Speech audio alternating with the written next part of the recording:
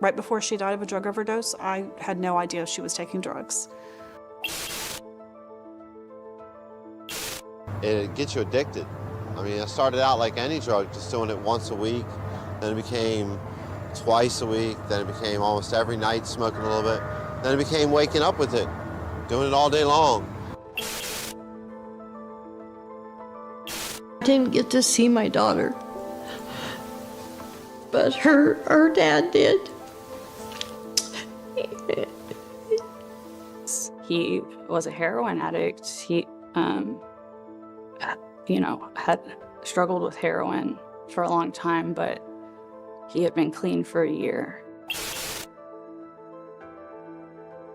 I'm just thinking to myself, like, why? Why did you drive? I looked to the left, and I saw like this white truck, and I couldn't see nothing. I said, I go, oh, Jesus, like that, and it hit us. You will be convicted of a felony if you're caught selling this stuff. And what you don't really realize is that you're putting your life in danger and everybody else around you in danger, and it's just not worth it. It was 8 minutes from the time the officer left, and that my daughter was killed. Broke my back at T12, severed my spinal cord, had a punctured lung, a torn diaphragm, and several broken ribs, and that's what left me paralyzed at the waist, and he got a speeding ticket. That's it.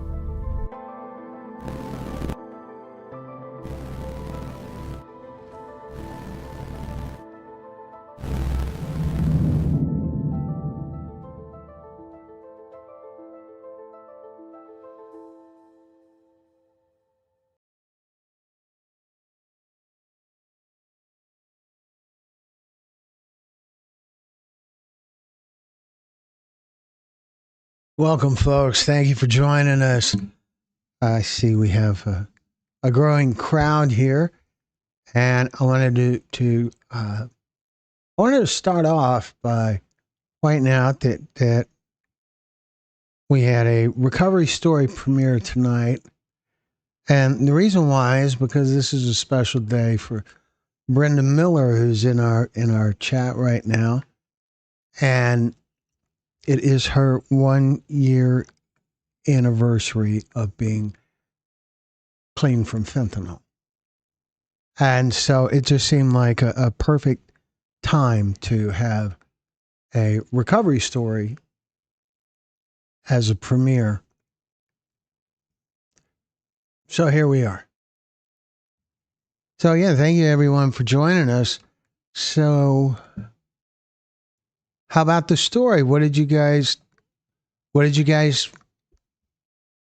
think? Any comments? Any observations? Insight? She's quite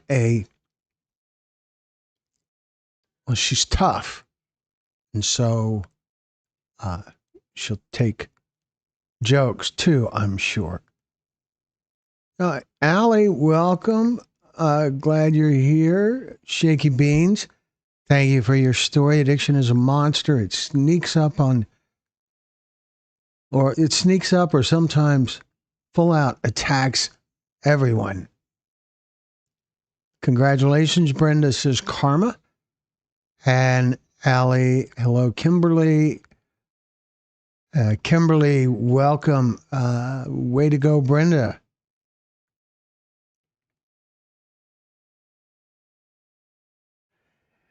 Yes, Brenda is a badass. Cry? Oh, cut it out.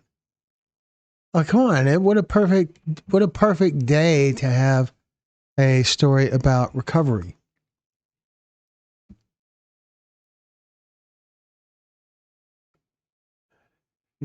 Two dead skunks. I love the second half. Can't wait to watch the first 13 minutes after the chat. Yeah, it's a great story. It's from Kansas. It's from we shot at this recovery counseling kind of facility in Wichita, and It was a really good event. We have I think well over half of the stories from Wichita are finished. But it's hard to keep track. We have a lot of stories. So, and we have a lot of stories to edit as well.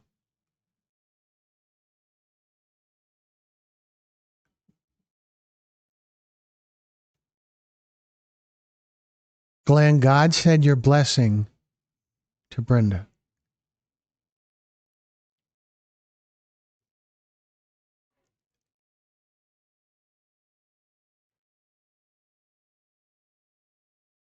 Well, gosh, Karma. That Karma says my AA sponsor walked up and took a 6-month AA token when I know for a fact he wasn't sober all that time.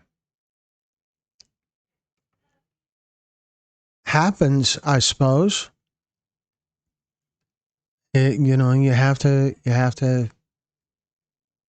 give people the benefit of the doubt, I suppose. Pat says, you think you had a hard life and then you are presented with stories such as this one. She has to be a strong person. Certainly it is these tough things that really test who we are. That if you think about great leaders, part of what made them great leaders was circumstance. Abraham Lincoln, if he hadn't have come along at a time of great strife in this country, who knows?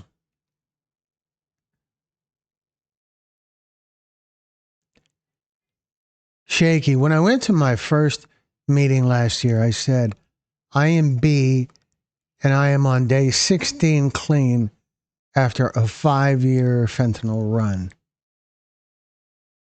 There were 8 men and 1 woman there, and over half gasped out loud. Probably gasped out loud because they were somewhat surprised that you were still alive. And so here you are. How cool is that?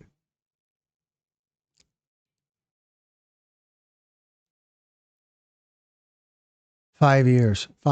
Yeah. Yeah, Shaky Beans. Don't.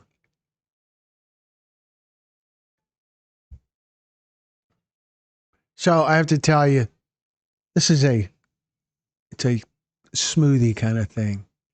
It's not alcohol. I just feel like I should say that out loud. So.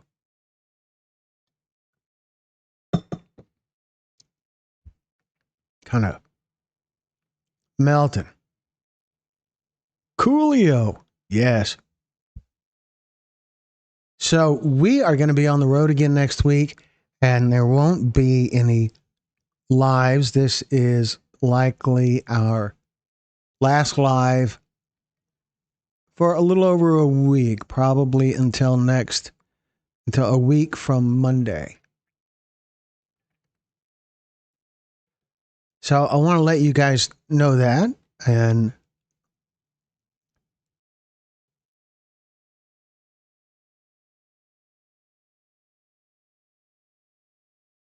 have you ever thought of doing stories of making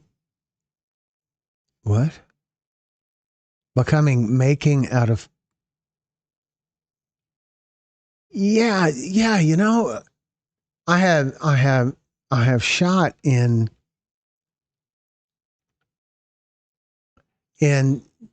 Skid Row like environments before, and it is a somewhat hostile environment sometimes because the people that are there can feel like you are exploiting them or that you're there to exploit them.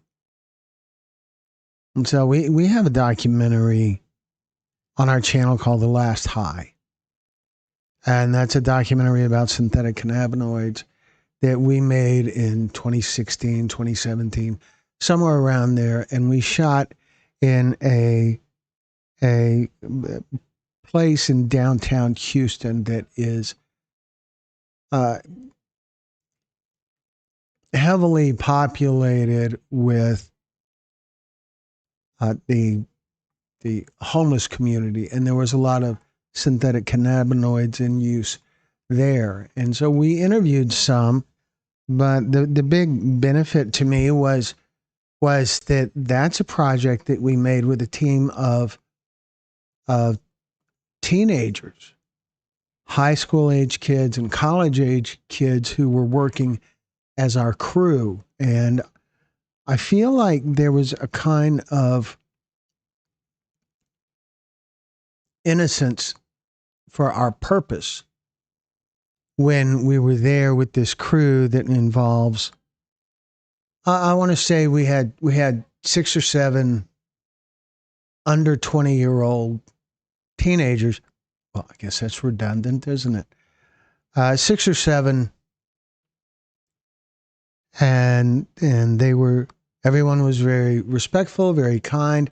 I did have a confrontation with one man who was very agitated that we were there with a camera.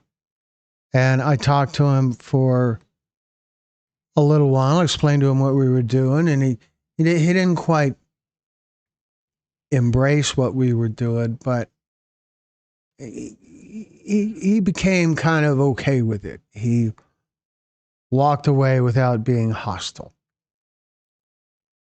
And that's kind of a lot. We were there talking to people. We weren't there shooting video of people passing out or using. And there's an excerpt or two in the opening video that we played before we started the live. But I encourage you guys to go watch The Last High. It's an in-depth, hour-long documentary that has interviews with users, former users, bereaved parents, law enforcement, psychiatrist, a former dealer,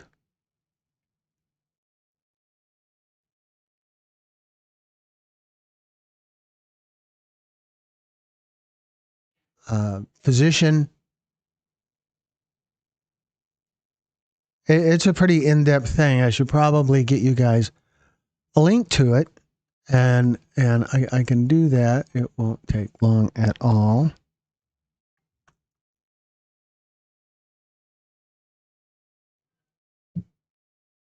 So here it is. Here's a link to our documentary, The Last High.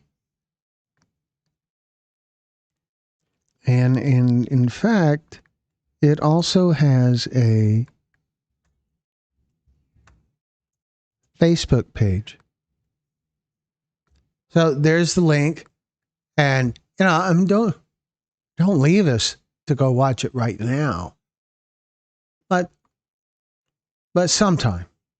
It's a cool story. It's a important message, and really, I think that you could take out all the places where you hear synthetic cannabinoids and replace it with fentanyl. And that's where we're at today. Brenda says, Karma, I know only go to a speaker's meeting occasionally because I love hearing other people's journey with active addiction and alcoholism. Shaky says, we're all mad here. Alice. What I miss? Is Alice mad? I feel like I miss some. Okay, there's the Kensington question. Brenda says, I think Kensington and Skid Row are both done by too many channels, and it is far too dangerous for normals. Who are you calling normal? Holy cow. So, normal. You know, we did hidden camera video purchasing drugs in a pharmacy across the border in a border town in Mexico. Hidden camera stuff. Did it again in Cozumel. And there's both of those stories are on our channel as well.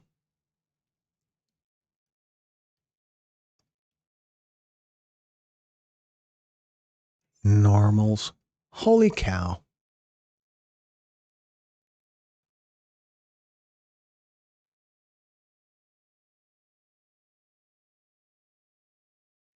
Okay. I feel like I need to go look back and see what Alice said, but I don't, it's not jumping out at me here. So I don't know what.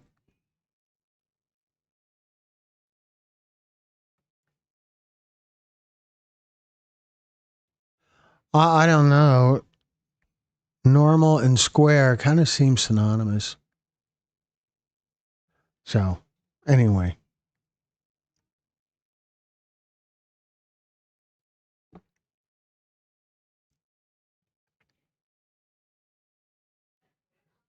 Square.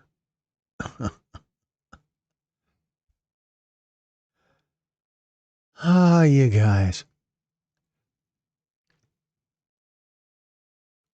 But seriously, we should. I wish when we did this story, it's called Fentanyl, the Border, and the Poison Pill. When we did that story, it was before we started doing these lives. And holy cow, the lives have evolved a lot over the last year and a half or so. But it was before we were doing lives, but it would have been fun for you guys to see it. I don't know what happens if we reset it as a premiere.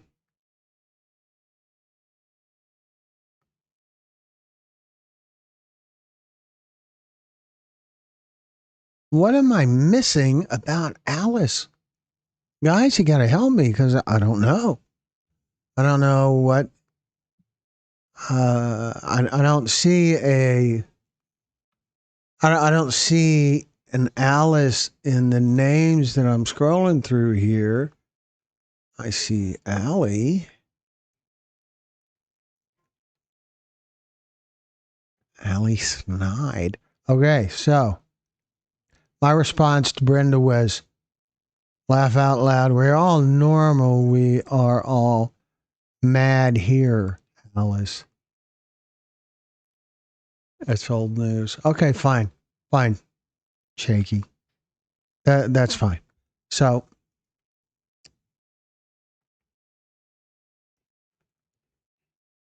we can always use some feedback from you guys. I know that some of the people that are in the group right now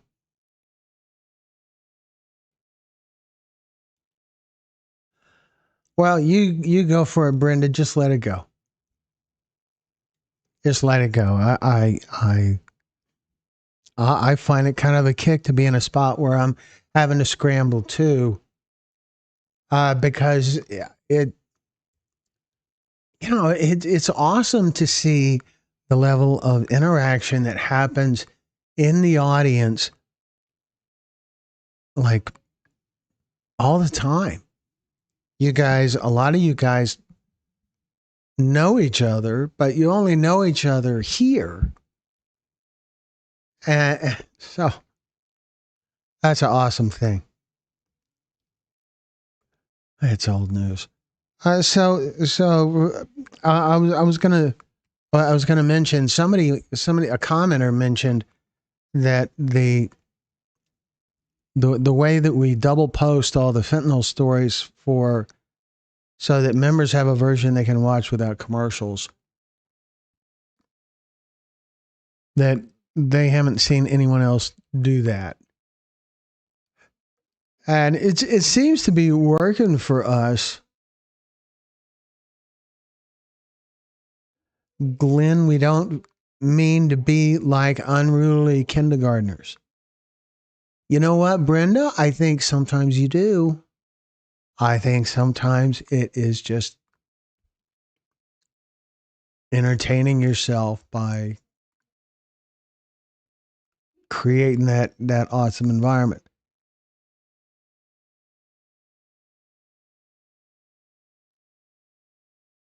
So, but back to the member thing, that we devote all of our time to creating content for our channel, at all day, every day, 7 days a week, pretty much. And then we get to sneak away. You know, when we do road trips, my wife gets to come along, or she flies out and joins me at one location, and we have these great little we have these great life experiences in sharing what happens during a summit wherever. And then we also get to have some little mini vacation wherever we're at. And so that's all very cool too.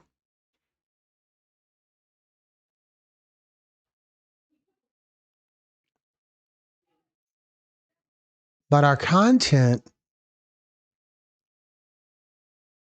I wouldn't want to create content that isn't available to everyone who has an interest. I wouldn't want to create content that is dedicated solely to members. And so this solution we found to give members some sort of a little bit of a reward by posting each fentanyl story a second time, so that they can watch a commercial-free version. That seems like a fair benefit. And there has been a few times where we tried doing live events that are exclusively for members, but you know. So the end result is our channel gets doubled up with posts, with stories. And so it's also possible to make the story available in advance to members before it becomes public. And so I don't know, we may switch to that, because now our channel looks like it has a misleadingly high number of stories, because every story is posted twice. So I don't know, kind of thinking about that, and could really use feedback from members about what works best for you guys. So let me get back to comments. Karma says, the full quote from Cheshire Cat in Lewis Carroll's Alice Adventures in Wonderland is, "But I don't want to go among mad people," Alice remarked. "Oh, you can't help that," said the cat.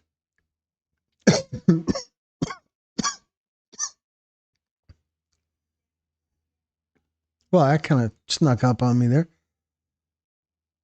And Pat is just sitting back, taking it all in. Yeah. Probably looking at that roll of lifesavers sitting in the little curio cabinet. So,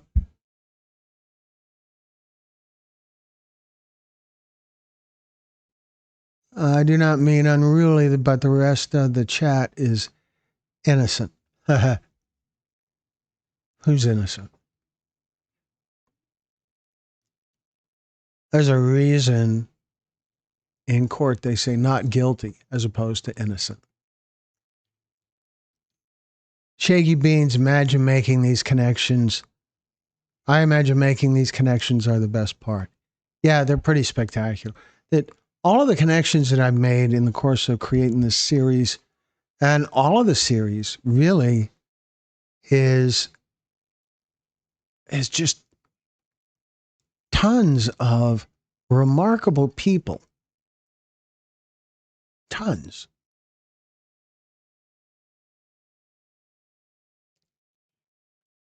Pat is our hall monitor.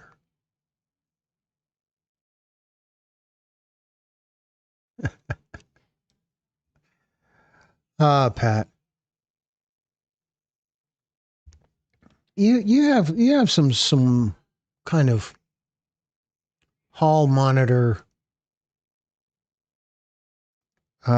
credentials that make you qualified for an ideal hall monitor, I think.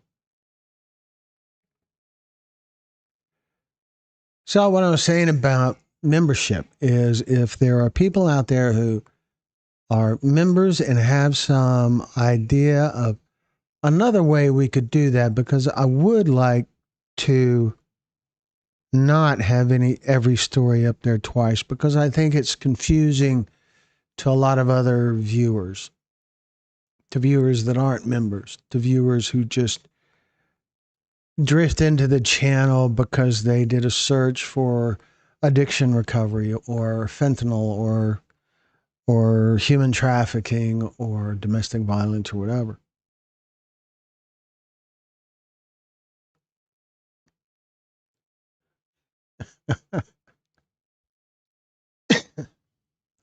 Brenda says a few of the commenters on the cannabis stories are not remarkable people. Brenda, I have to disagree with that. A few of the comments on the cannabis stories are not remarkable people. Yeah, I don't quite agree, because I think it's more than a few.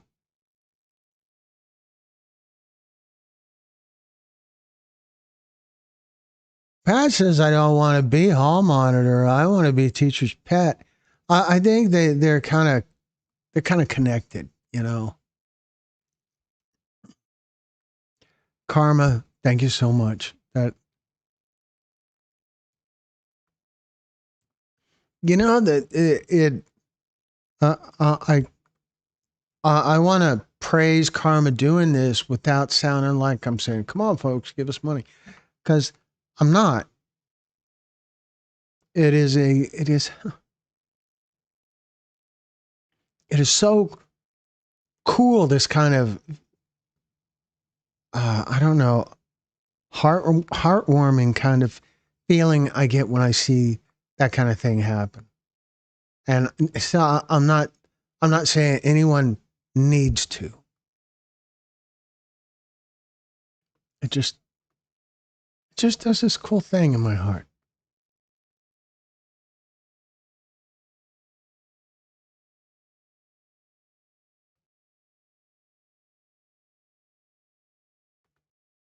Yeah, that's a good thought, Brenda. There is a way to set stories in YouTube to be available to members before they're made public, but I don't know if that'll work with premieres or not.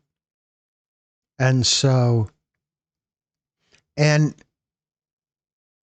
you know, really, some of the stories are on our channel for a day or two before they're public, and other stories are only up for a couple of hours before they're public. It really varies because our schedule is all over the road. Glenn, what about yeah? So that's an awesome idea. I'm gonna that might be a winning idea, to just have it there for just for members, and then remove it when the premiere happens.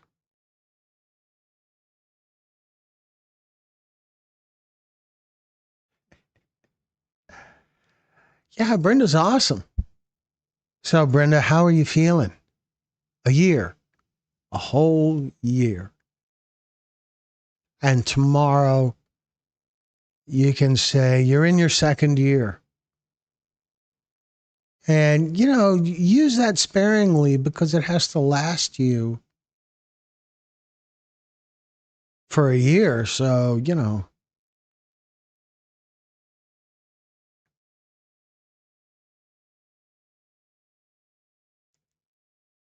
I like Brenda's idea that would lessen the duality. Yeah, there's that. Yeah, I like it too. I think that is really, I want to do so. I don't want to just start taking down stories once they premiered, but I want to get some input from more members first before I surprise them with something like that. Kindergarten, the nap time and grape juice. I remember in kindergarten, nap time and grape juice. I remember when I was in kindergarten, yeah, it was at my kindergarten was at an Episcopal church. And I got in trouble for something. And I got sent to like the equivalent of the principal's office, which was the minister, priest. I don't know what Episcopals call their pastor. But I got sent to him. His name was Father Pat. I remember that.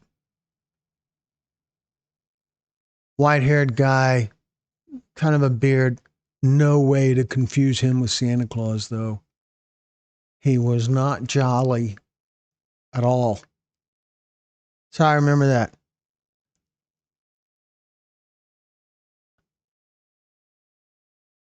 Okay, Karma has a great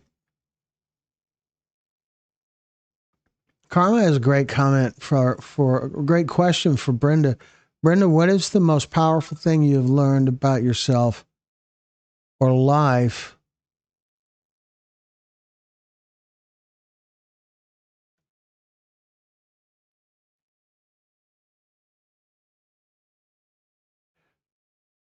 that's a great question. Yeah. Yeah, Father Pat does sound like an SNL sketch.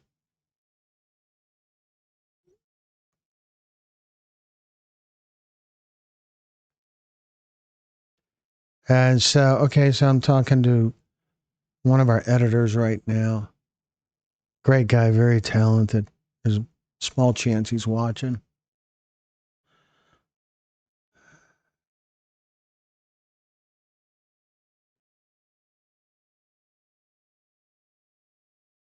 So here's an interesting thing. When we were shooting in Palm Bay, Florida, a little over a week ago, Brad's here. Yes, Brad, we have coffee cups. Yeah, and t-shirts and stuff. But I know you have a t-shirt. So we were shooting in a wonderful, cool kind of place. It was a Harley Davidson dealership, and it was just in one corner of this big kind of warehouse-like kind of room with all these brand new motorcycles all over the place. It was very cool. But it was not cool at all because their air conditioner wasn't working.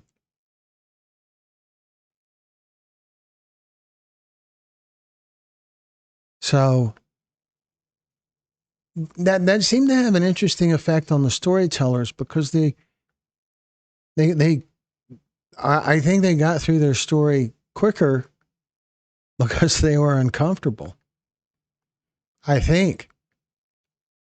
But totally a wonderful, wonderful event.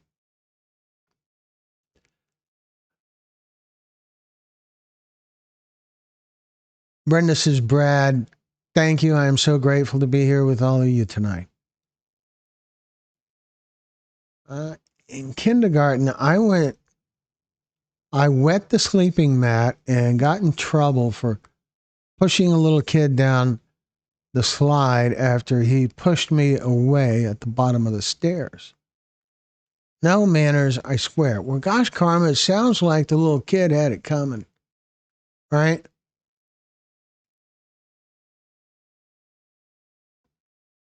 Now, if that happened, you I don't know, you'd you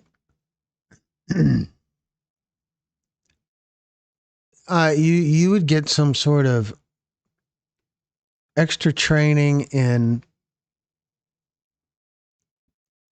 not being aggressive, and the kid you pushed at the stairs or pushed him down the slide, he'd probably need some sort of treatment for PTSD for years after that event, right? Sorry. So anyway, Brenda, yeah, still do it. You know, there needs to be a bit of that. I genuinely believe it really prepares it prepares kids for an adult environment that is partially out of their control.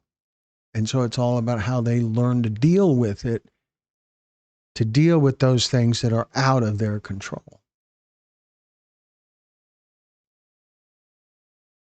Yeah, still do it.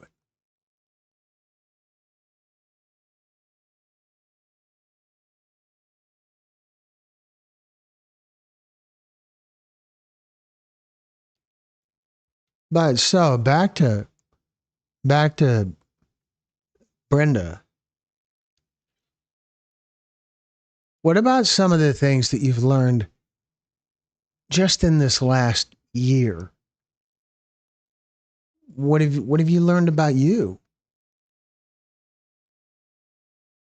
What kind of things have you learned that you wish you had known sooner?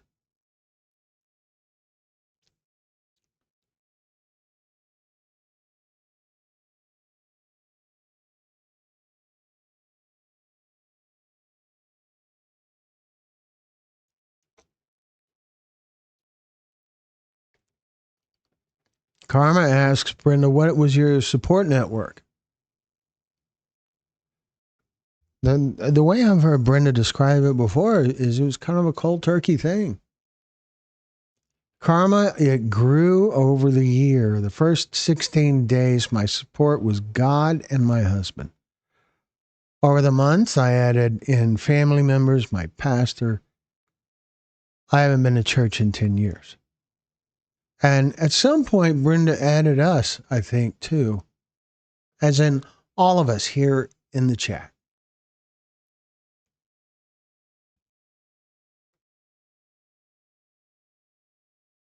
Yeah.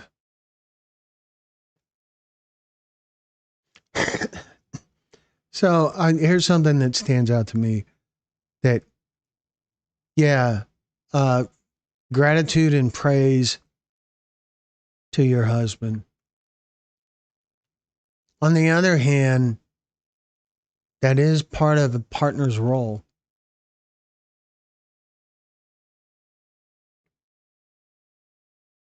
Husband should do that for his wife. A wife should do that for her husband. Not as an obligation, but just you should want to. During a lot of wedding ceremonies, they talk about the wedding ring as a symbol that it has no beginning and no end, and so it's a thing. You and your partner are a unit. What happens to one of you happens to both of you. Wow, I didn't think I'd go down that road.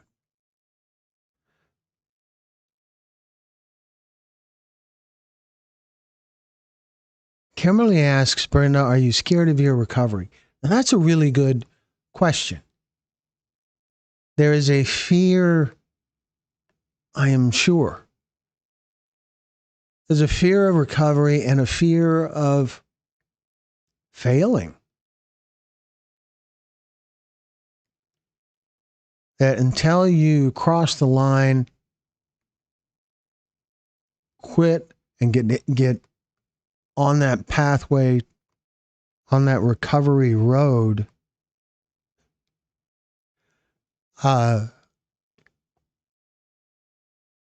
the idea of starting is scary. Obviously, there's physical and mental barriers that involve dealing with withdrawal and all of that, but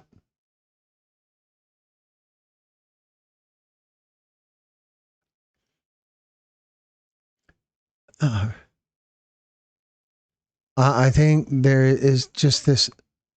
There's an emotional feel and an emotional fear of failing, because failing hurts you here. Believing that you failed at something hurts you in your perspective. It hurts you in your thoughts. And so I think that's a fear as well. So let me catch up. Elizabeth Vargas has an amazing segment about her alcoholism, and she says, when is recovery over? When is it the right time to speak up? There's no guarantee, just following the rules that keep us sober. Brenda says, Glenn, I added you on day 44. I was so nervous. I seen the love you have for your storytellers, but I was an addict who took fentanyl when the storytellers had lost loved ones.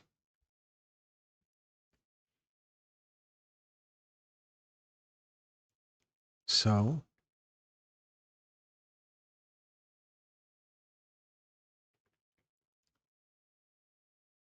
you're a person, just like the loved ones. And so looking at yourself as part of the problem, that's not you. That's not who you are. I imagine that wasn't who you were then. And so addiction is a wicked thing. And there should be no blaming in it. Should be no stigma.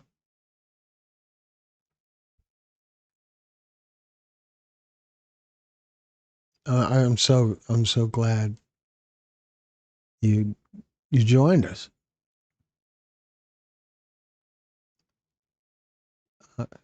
I'm really just so happy for you to be at this 1 year mark.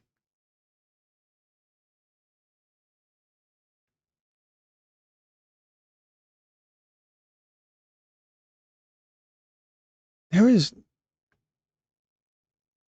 something else about this date, September 5th. I have this vague, it's a familiar date to me. Like, I don't know what. Something in my life that makes it a kind of a landmark.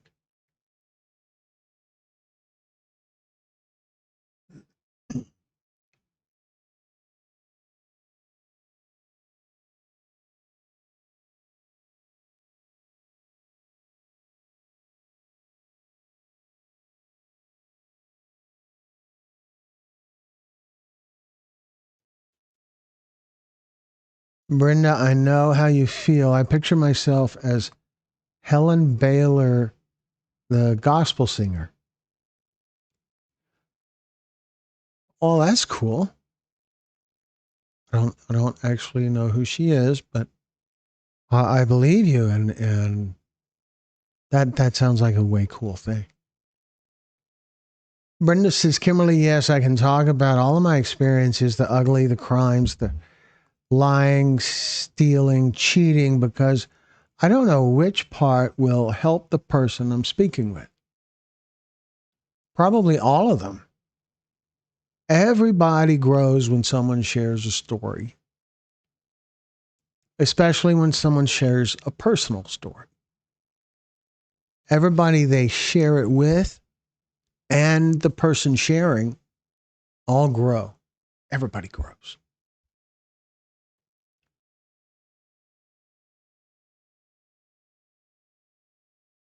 Sorry, Brad. I'm sorry I missed your question about how I maintain this youthful appearance. And it is still, I'm sure, it's just your vision.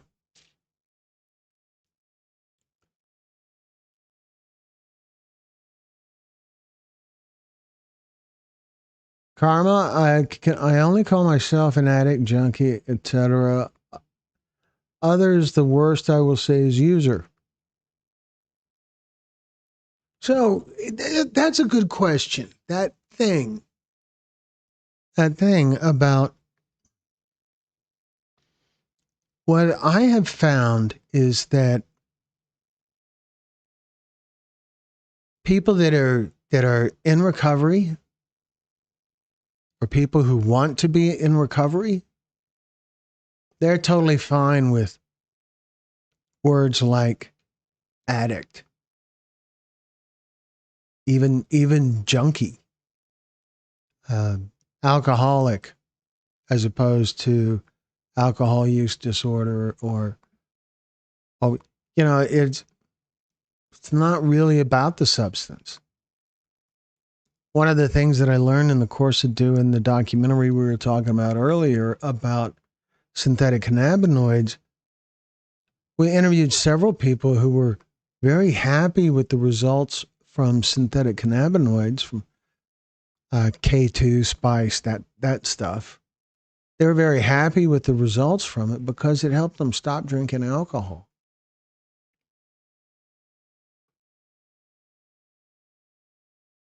And that said something to me, because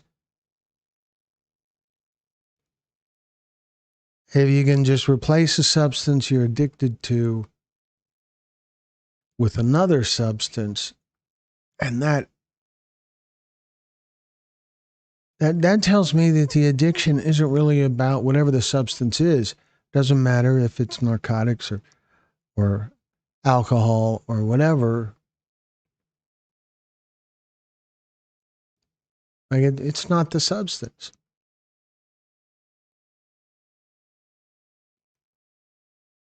Karma says addict and junkie and alcoholic is dehumanizing, is meant to punish oneself.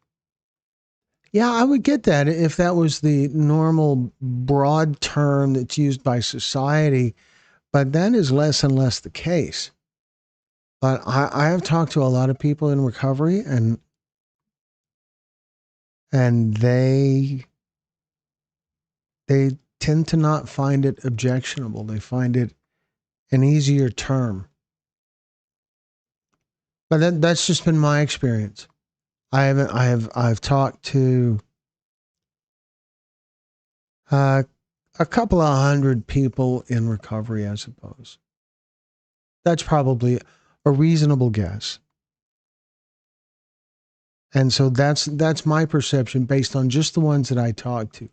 And the ones that I talked to, the differentiator with them is that they're people who want to share, who want to speak out. And so that could have something to do with it. Kimberly says, Brenda, I have never been rehab, just treatments, but one helped. It was in Somerville, Tennessee. Karma, some people have an issue with using clean and dirty to describe people in recovery or still using. To me, they are just words.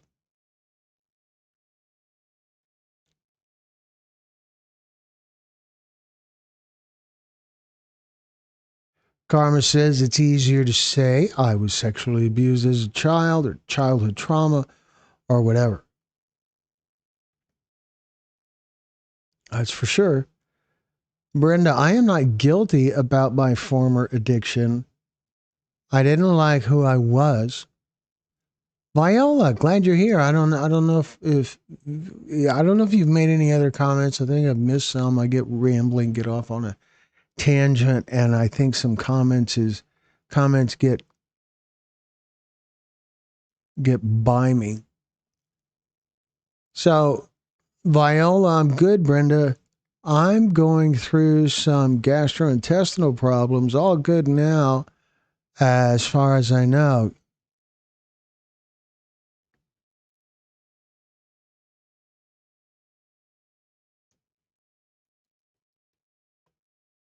Brenda says, or I'm sorry, Kimberly says, Brenda, I'm not guilty about my former addiction. I don't like who I was.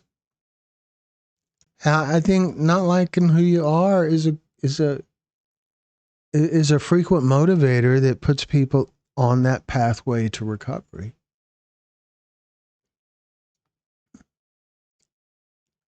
Karma says, as a gay man, clean and dirty, especially as it relates to HIV, is not just words. I certainly understand that, Karma. It is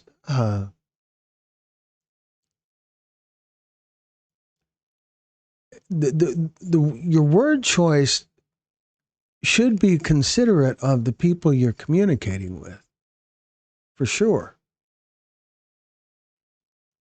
That it would take a lot to get me in a place where I would feel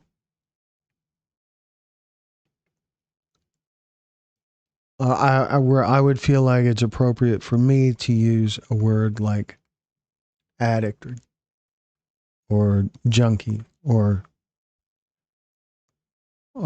testing dirty. That's the only time I've heard the dirty thing is testing dirty, which has to do with urine test or whatever kind of drug test. Hello, Carla. Glad you're here.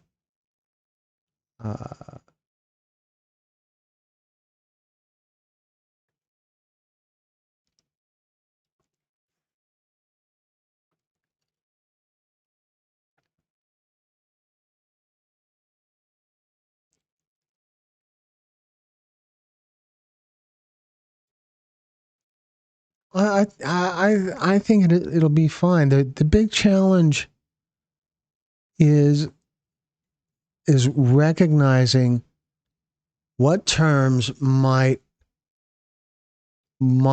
be offensive to others.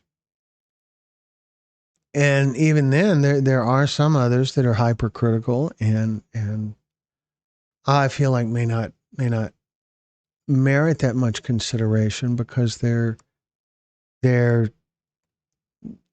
threshold of offense keeps fluctuating.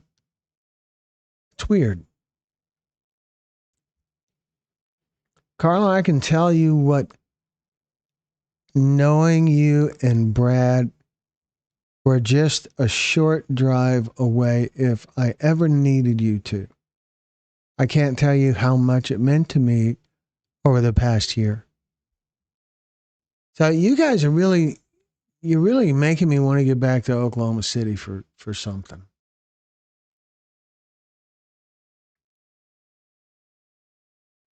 Holy cow, that's Oklahoma City. I don't mean to be hard on Oklahoma City. Oklahoma City is really an awesome town. It's so cool that little area that had the Toby Keith's place and that little Riverwalk kind of area and the hotel and all that. That was impressive.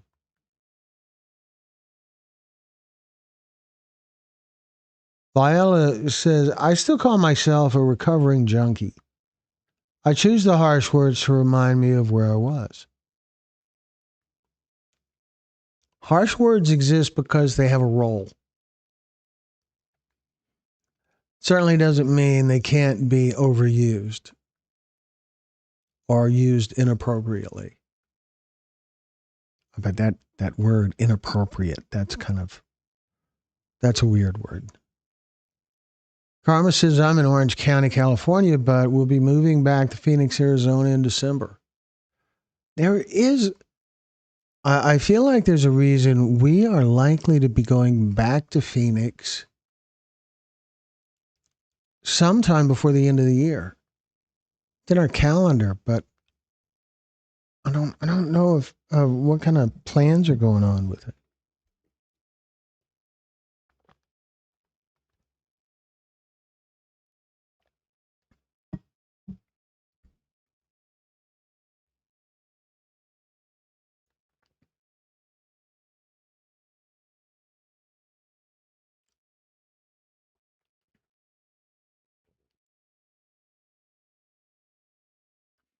Viola, girl, my GI tract looks like it rode with Jesse James, but I will not have the surgery to fix it. So I just eat boring food.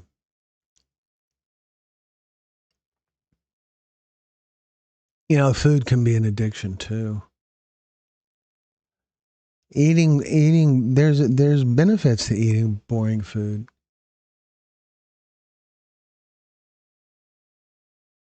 Not many, but they can be substantial. You know that I struggle in my head sometimes to stay focused that food is fuel.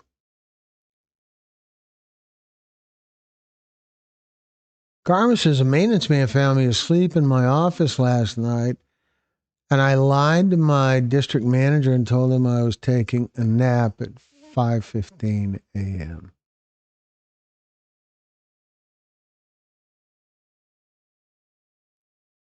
Sleeping in your car.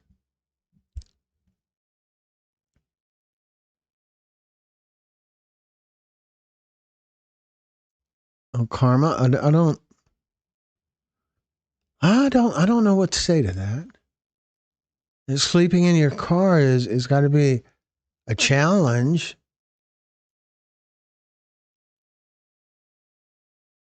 I've done it before, not in quite a while, but when I did it, it was still a choice. It wasn't because that was all that I had. It was because I was making a long road trip and didn't really want to go through the whole hotel process.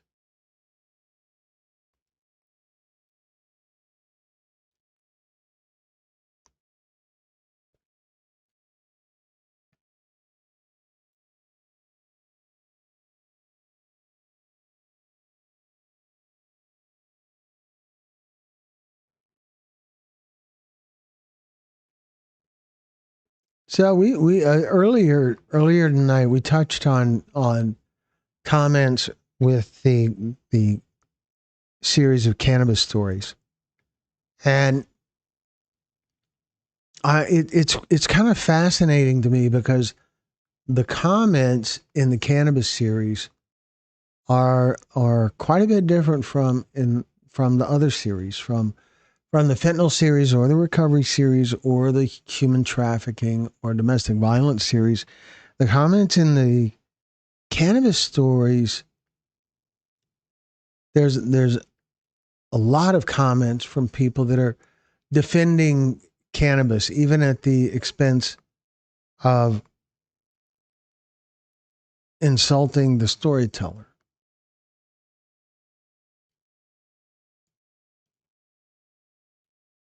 And,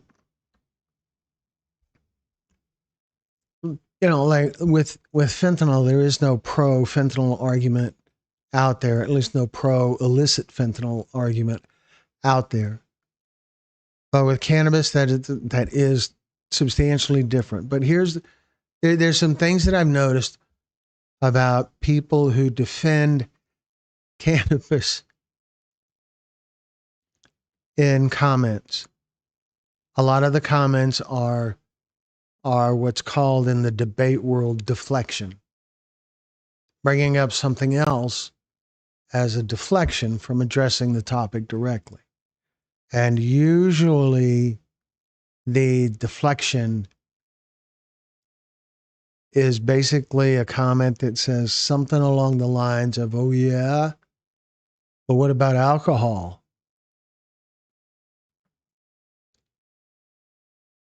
Alcohol is a way dangerous thing. That's why it's heavily regulated. But there are some differences. Alcohol is water based, and so it does not stay in your body as long. Alcohol does harm in your body, obviously. Everybody knows that. But it is not like THC, it is water based. So it works its way through your body faster. So there's that. And then there is the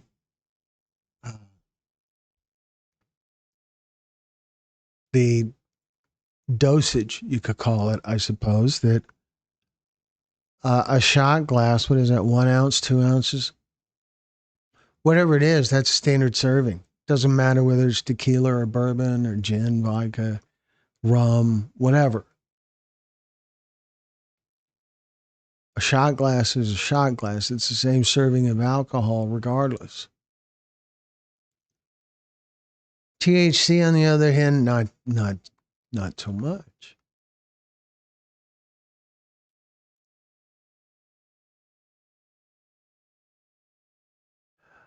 We've done. Karma says, I'm sorry. Kimberly says, why people drive drunk and high on pot, and when we made several documentaries about drunk driving, done a lot of ride-alongs with law enforcement, particularly the Houston Police Department, with their DWI task force. And the big thing about drinking is the first thing that goes is your judgment. So your ability to self-evaluate if you're okay to drive or not is impaired. So you can think, no, I'm fine, I can drive, when you should know better. The people around you looking at you might know better. The thing is, any other solution to get home is expensive. If you have to get your car towed, or if you have to leave your car and take an Uber, you still got to Uber back to get your car tomorrow.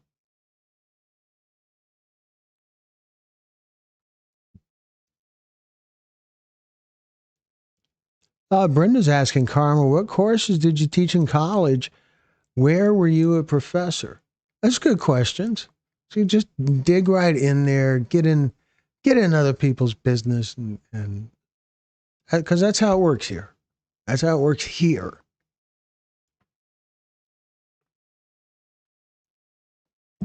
And of course, anyone's free to say, nah, I'm not going to tell you. Brenda says, Carla, thank you, but my battle is tiny compared to yours. Girl, you are an inspiration to me and thousands, maybe tens of thousands. Yeah. Yeah, Carla's awesome.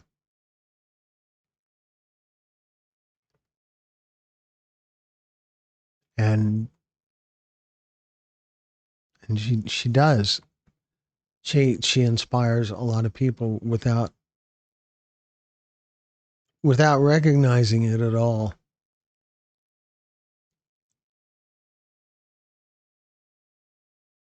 Karma says Grand Canyon University, science, technology, engineering, and mathematics. Wow.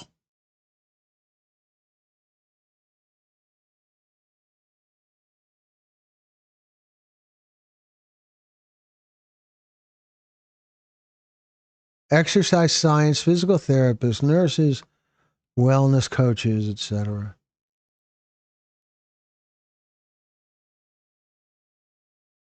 Yeah, those sound like wicked hard classes.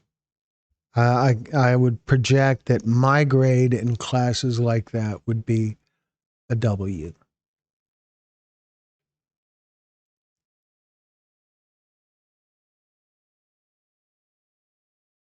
Why don't people have a designated driver when they're impaired? Well, some do. Enough do that we know about that being a reasonable option. We know that that there is a designated driver thing. So there is some of that, but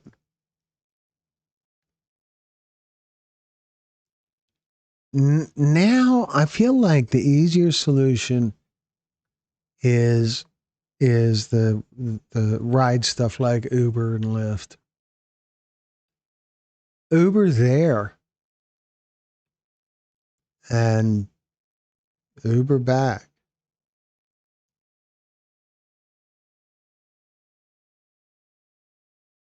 I don't like math, but I enjoy reading in school. Yeah. Math was okay with me, but when you get into the deeper sciences, the things that see the math thing, I had a teacher, an algebra teacher in high school tell me once that the great value of algebra is that it teaches you how to think. And that stuck with me. About 7 years ago, I was at an event with Mothers Against Drunk Driving, and that teacher was there.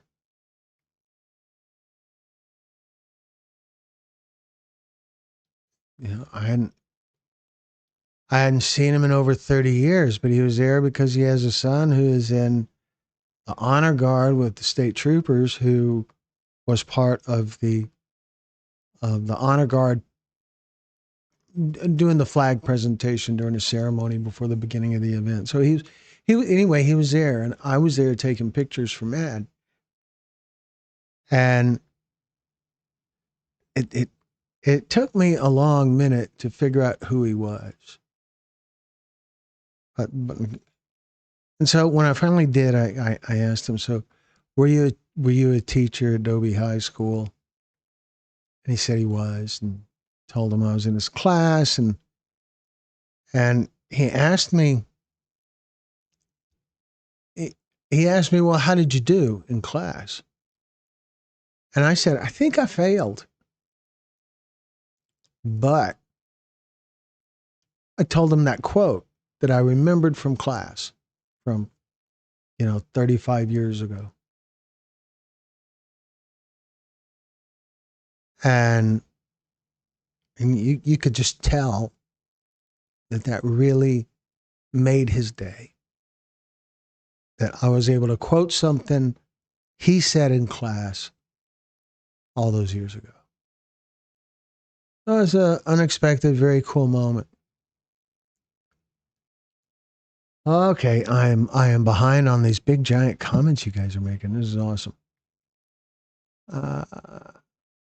I'm a first generation American, so I know education was a way to live a better life. And yes, being homeless is a choice at the moment to save money and move back to Phoenix. Well, good answer, Karma.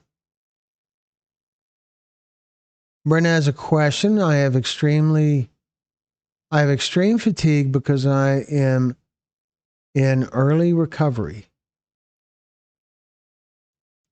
I know exercise will help improve my energy levels. Do you know how long it will take for energy levels to improve?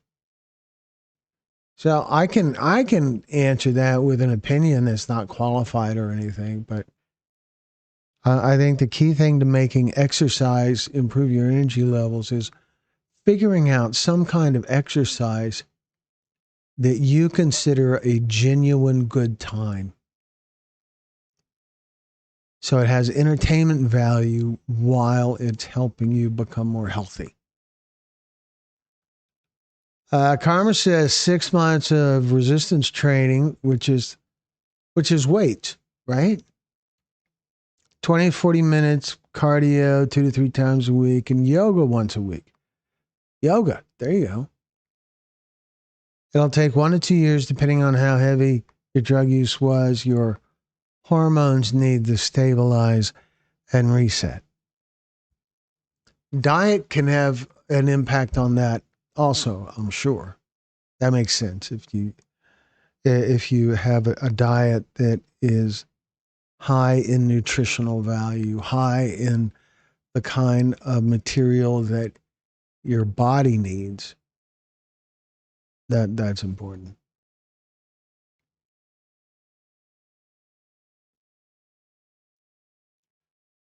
Kimberly says, Brenda, when my mom was alive, she... Oops, no, I lost it. When my mom was alive, she was really drunk and had to take her friend home. She said she's fine late at night and then drove on the wrong side of the road.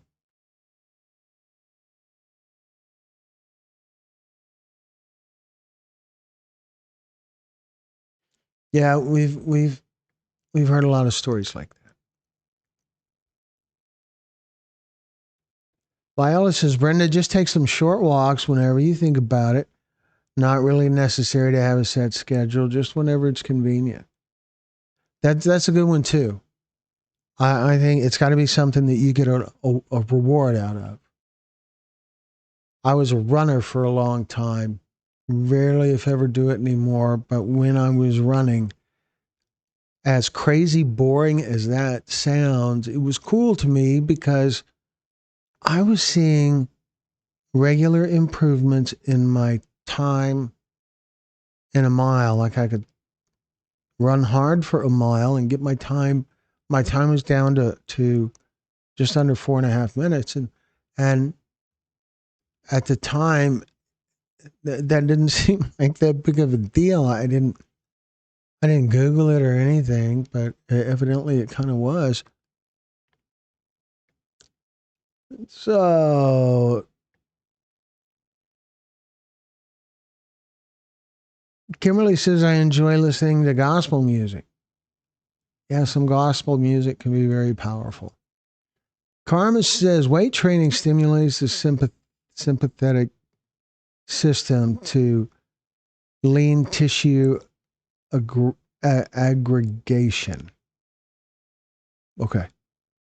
Lean tissue aggregation, and cardio stimulates the parasympathetic system, which lowers resting heart rate and blood pressure. Yoga helps with mobility. You need it all. We all need it all, don't we? I think.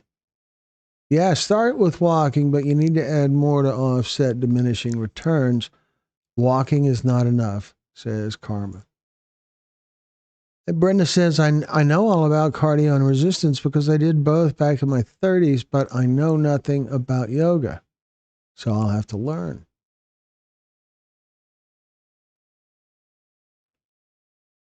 You always have to learn. You have to learn all the time. There is no maintaining. You're either moving forward, you're either on the climb in the learning,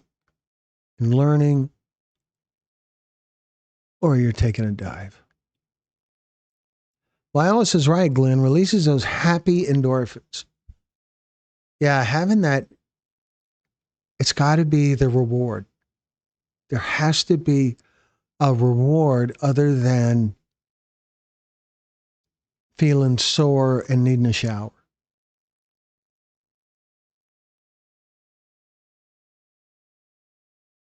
Kimberly, what's your favorite gospel song?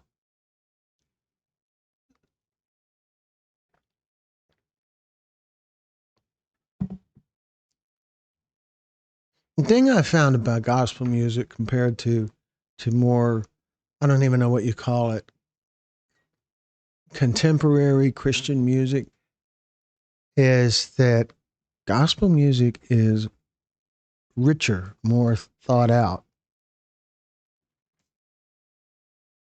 has more depth, more composition, more arrangement.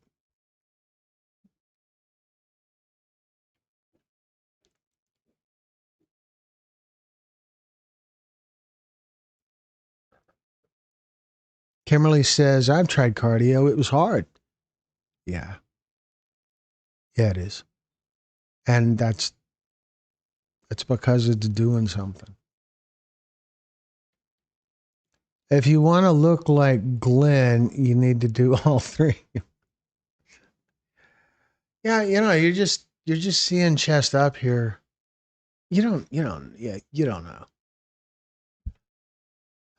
It is rewarding. The reward. Find the reward that you want and then work toward that reward. There has to be a return to it.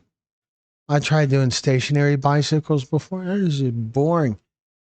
And so at one point, I put a big TV in front of the bike and I could watch movies or comedians or the news or whatever while I rode the bike. But still, that's not really a reward because I can do that without riding the bike. So the reward wasn't connected to the work.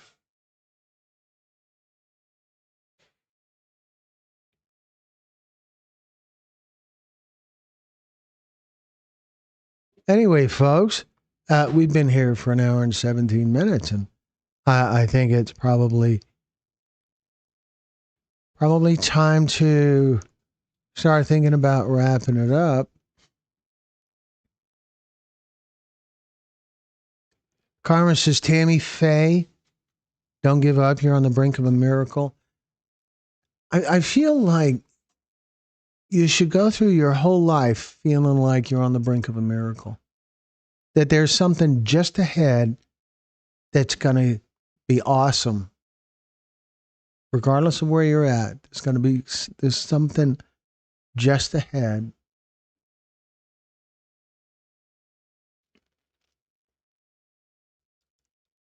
That's awesome. But anyway, it is about time for Brenda to tell us that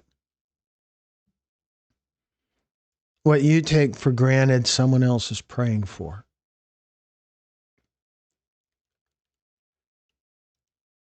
Brenda says, Kimberly, thanks. Now I have I'll Fly Away stuck in my head. If you stay with cardio, it gets easier after the first couple of months. Couple of months. That sounds brutal. But here's the thing, that it gets easier, I think, once you start seeing a return.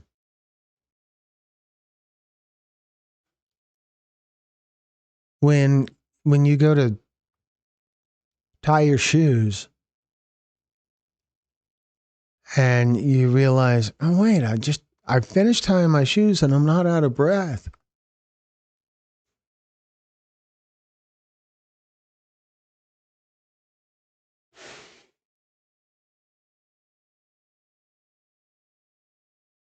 See, that sounds awesome, Brenda. If that worked, reading while you're on your stationary bike. I know some bikes and some treadmills even have a little book ledge where you can have a book open right in front of you. That's awesome. So anyway, it is about time to wrap things up here, folks. So remember, this will probably be our last live for over a week. We'll have 2 or 3 premieres next week. Probably a couple of fentanyl stories, cannabis story, and maybe another recovery story. And we will have another live the following week, probably on Monday.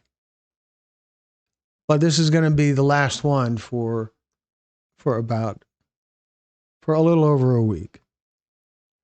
So, Viola, I worked with patients in active chemotherapy, and they got stronger as an outcome. Yeah, it sucked, but we did what they could. Ciao, Karma. Brenda, I know that your parents are proud of you. That's a big deal, isn't it? Doesn't matter how old you are.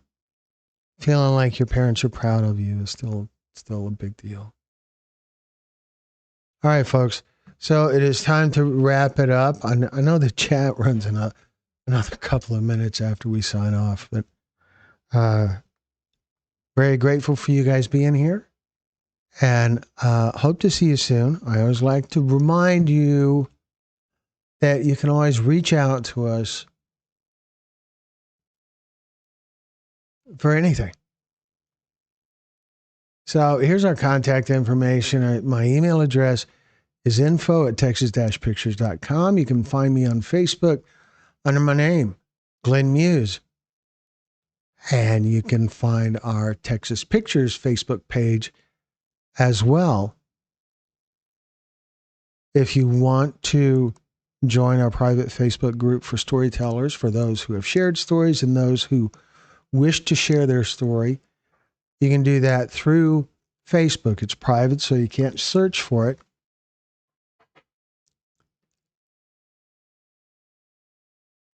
But if you friend me on Facebook and send me an instant message reminding me to invite you, I'll invite you.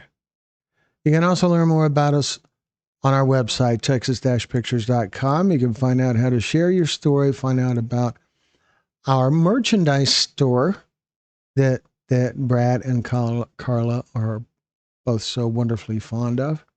And you can find out more about us. There's contact information, there's a phone number and a mailing address and all that good stuff. So thank you all for being here again, and good night.